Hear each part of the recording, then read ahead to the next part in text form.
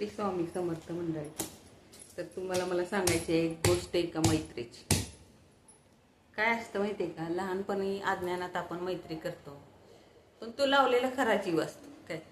आता त्याच्याबद्दल नंतर आपण पुढं बोलूयाच त्याच्याबद्दल. तर काय झालं, एक मैत्रीण मला लहानपणी भेटलेली, म्हणजे मी पहिलीत असताना आम्ही एकत्रच खेळलो बागडलो. त्याच्यानंतर एवढीशी काय ओळख झाली नव्हती तिच्याबरोबर माझी. आणि दुसरीत गेल्यावर मला ती मैत्रीण, तिची आजी, तिला आता प्रश्न पडला, म्हणजे सगळ्याच घरात पहिल्यांदाच मुलगी शाळेत एक कोसभर लांब जाणार आहे असं वाटल्यावर, म्हणजे त्यावेळेला तर असं वाटल्यावर जरा जीवाला हे असतं ना, पहिल्यांदाच झालेली लाडाची पोरं असतात एकदम छोटी. मग ती त्यावेळेला अशी शाळेत स्कूलमध्ये सोडण्याची वगैरे काय पद्धत नव्हती. इतका जुना पुराणा, म्हणजे आमच्या वेळेला म्हणजे 35-40 वर्षाच्या, 40-45 वर्षाच्या आसपासच, म्हणजे 6 वर्षाचा असतो आपण त्यावेळेला. तर त्यावेळे ती भेटली. मग नंतर तिने मला आजी बरोबर आजीने सांगितलं, जा ही आपल्यातलीच आहे. मग त्यांनी त्यावेळेला त्यांची ओळख सांगितली. आजीने सांगितलं की अरे, हे तुझ्या पप्पाला ज्या वेळेला दूध नव्हतं ना, लहानपणी अगदी एखाद्या बेबीला दूध पाजायचं असतं, त्यावेळेला त्याला आईचं दूध चालत नाही, त्यावेळेला आपण ह्यांच्या गाईचं दूध आणून आपण त्याला पाजलं आणि मग तो जगला. म्हणजे तिच्या वडिलांचं पण नाव जगन्नाथ आणि माझ्या वडिलांचं पण नाव जगन्नाथ. आपण ह्या छोट्याशा गोष्टीवर किती हे असायचो लहानपणी, इतकी भोळी मनं असतात. मग त्याच्यावर एकामेकीबरोबर जायला लागलो. आणि त्यावेळेला जी एका वेळेला एक लिंक, म्हणजे आपल्या म्हणजे दोघींची एकजूट झालेली असती ना, मग रोज तिच्या घरी मी जायची. सकाळी 9ला जायचे कारण आईला शेतात जायचं असायचं.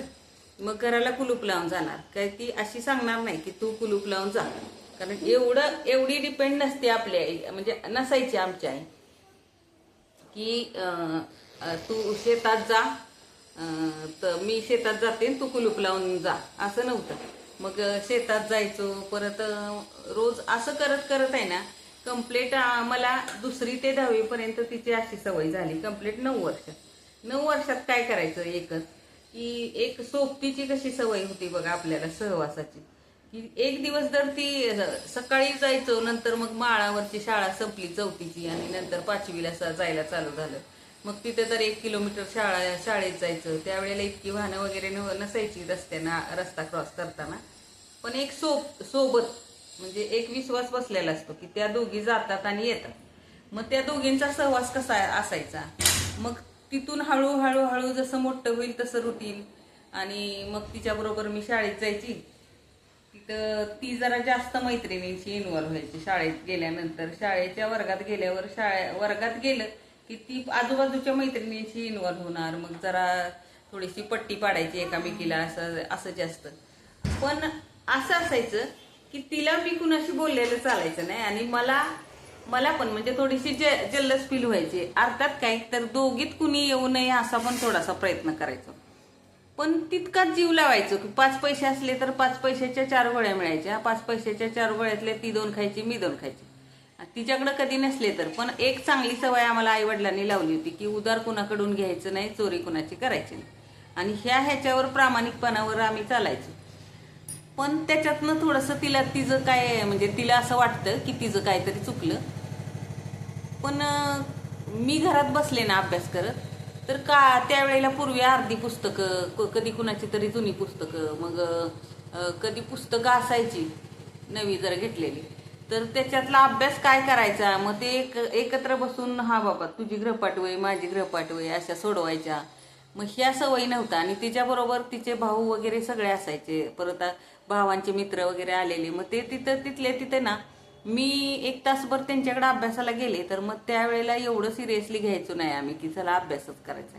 पण मी घरी आले की तिचा मग तो एकत्र येऊन, आता कारण आमच्याकडे तशी स्ट्रिक्टली पद्धत असायची, शक्यतो 1 तासभरच त्यांच्याकडे जायचं आणि अभ्यास करायचा आणि यायचं. मग त्यावेळेला अभ्यासाला जायचो, लिहायचं असलं तर लिखाण करायचं. पण एक लहानपण असतं ना, म्हणजे आपल्याला सध्या काय करायचं आहे हे माहिती नसतं लहान मुलांना, की मी खरंच अभ्यास करायला गेलो. आत्ताची पोरं करतात म्हणा, आणि आत्ताची शक्यतो जातच नाहीत अभ्यास करायला. आत्ता आईचा अभ्यास घेते किंवा ट्युशन असतं. मग त्यावेळेला ट्युशन वगैरे पण नसायचं आणि इतका ढीगभर अभ्यास दिलेला असायचा. प्रत्येक 8 तास असायचे दिवसात, पिरियड व्हायचे 8 पिरियड 40-45 मिनिटाची व्हायची तेवढ्या वेळात पण आता करू मग करू असं करता करता त्यावेळेला घड्याळ पण नसायची. घड्याळात बघायची वेळ अंदाजानंच मग 1 तासवर बसायचो. तोपर्यंत टीव्ही चालू व्हायचा. मग टीव्ही कुणाकडे नसायचा.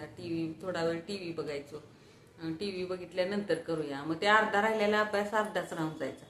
आणि नंतर 10 वर्षात नंतर मग घरी यायचो.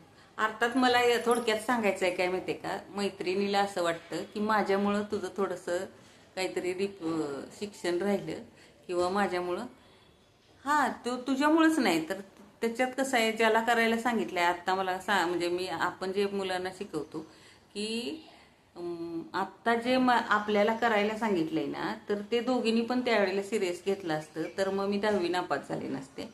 आणि आता तर दोघीही अज्ञानच होतो त्यामुळं 10वी नापास म्हणजे 10वी पास झाली थोडीशी म्हणजे काहीतरी असतो नशिबाचा भाग.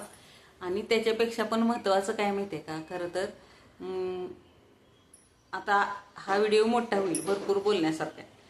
त्यासाठी मी आत्ता हा व्हिडिओ संपवण्यासाठी शॉर्टकटमध्ये एवढंच सांगते की एकामेकाच्या नादानं जर खेळणं विळणं ठीक आहे पण आपला वेळ किती महत्त्वाचा असतो हे नंतरच आयुष्यात पुढे गेल्यावर कळतो. आणि त्याच्यापेक्षा पण महत्त्वाचं की एकामेकाच्या संगतीनं किती हे होतं त्याच्यावर आपण पुढचा व्हिडिओ बनवायचा. आणि आत्ता गिल्ट वाटून खरं तर काहीच फायदा आणि तोटा पण नाही ह्याच्यातनं.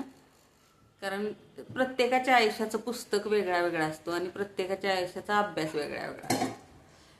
तर तिला काय गिल्ट म्हणजे गिल्ट वाटू नये मला असं वाटतं. आणि त्याचं उत्तर हे दिलेलं म्हणजे थोडंसं दिलेलंच आहे. कारण दोघीही अज्ञानच होतो त्यामुळं प्रत्येकाची परीक्षा वेगळी वेगळी असते. आणि ती परीक्षा ह्याच्यावर आपण नंतरच्या भागात बोलू.